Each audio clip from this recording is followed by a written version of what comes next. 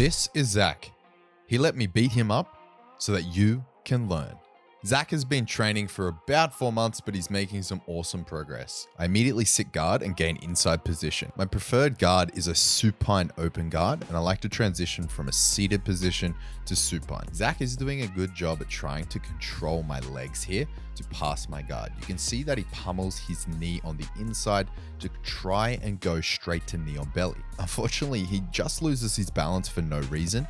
And then as he pushes in, he's leaving his elbow nice and open so I can enter into a choi bar and secure a early tap on a belly down armbar. When we reset, Zach decides to sit guard, and straight away I engage with his legs and attempt my passing. Let's take a look at both of our passing attempts side by side and see if we can notice any errors that Zach's making. Two major mistakes for me stand out. One, Zach is not biasing to one side, he's flat on his back, which makes him easier to control. Second, he's not doing a lot with his hands to try and engage, break my grips, or make a connection to establish his own guard. Here, Zach makes a mistake of trying to sit up, no connection or nothing going for him, and gives me a free knee cut. Here is a very common mistake. Zach is preoccupied with trying to frame against my hip rather than getting his knees to his chest. Alternatively, he could try and belly out and go to turtle. If this is a points environment, that would be ideal. Here I'm digging for a Dars choke, but I just can't manage to get it because Zach is so damn broad. So instead, I elect to use this control to flatten him out and move around to the other side. All times, I'm either using my knee or my hand to block Zach's bottom knee from coming in. If you pay attention to Zach's right arm, he's trying to put me in some sort of headlock position. This is another very common mistake white belts make. From north-south, I'm using my knee to keep his back off the mat. Once I have my Kimura grip, I then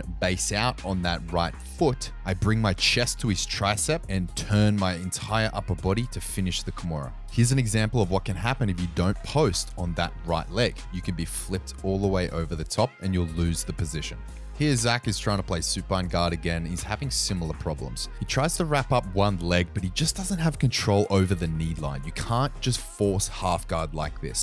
I wanted to pause to take a look at Zach's leg position. Whoever reaches first loses. You cannot reach both of your legs all the way out. It separates your knees from your chest and compromises your inside position. You're leaving it wide open to get past. And spoiler alert, that's exactly what happens. And because Zach is not keeping his knees to his chest, I'm able to step into headquarters, knee cut, look for my Dars choke attempt again because I was annoyed about not getting it the first time, but I just decide to consolidate side control.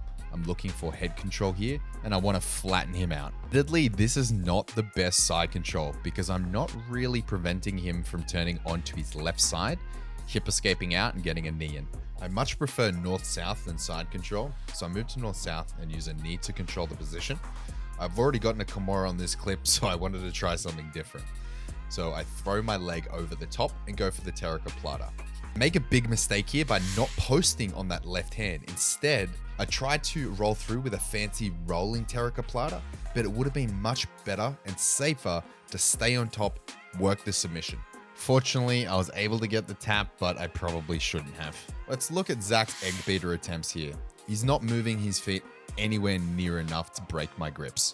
I step into headquarters, drive his knees together into a smash pass, and notice my right leg pummels over the top to free my trapped leg. From this position, ideally you move up to mount, but because of the way Zach was turning, I just stepped over into side control. Now at this point, it's very important that you know that I've been really good friends with Zach for 10 years, and that's why I wrist locked him. Sorry, Zach. So we reset and Zach tries to sit up with 0 connections and it enables me to just step straight through his guard. Now I expected Zach to turn to turtle here, so that's why I'm posturing down on his head, but he doesn't, so I move around myself and start working my knee on belly and reverse knee on belly position. I'm just using my hands on the mat to float, keep my pressure on him, sorry about your head, Zach, and control him with knee on belly. Eventually, I work my way to mount, put my hands together on the top of his head so I can drive up to high mount.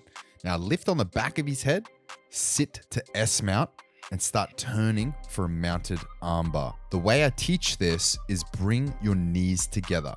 You can see that my right knee is not actually in position, which is why I can't get the tap. So I need to bring my knee over the top of his face and get the tap that way. It's also very important to make sure that you stay posted. See, my left hand is posting on the mat. I'm nice, stable, and secure in that position. After a quick reset, Zach tries to bully his way into my half guard, but I'm using my high knee shield to frame away on his head so I can gain space to enter into a choi bar entry, which is a belly down armbar. Now, the belly down armbar means your opponent is belly down, not yourself, so try and stay on your side.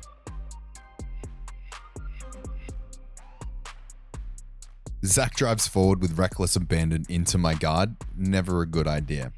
This enables me to feed his head into my left armpit. I connect my hands before sitting back and get a very easy guillotine.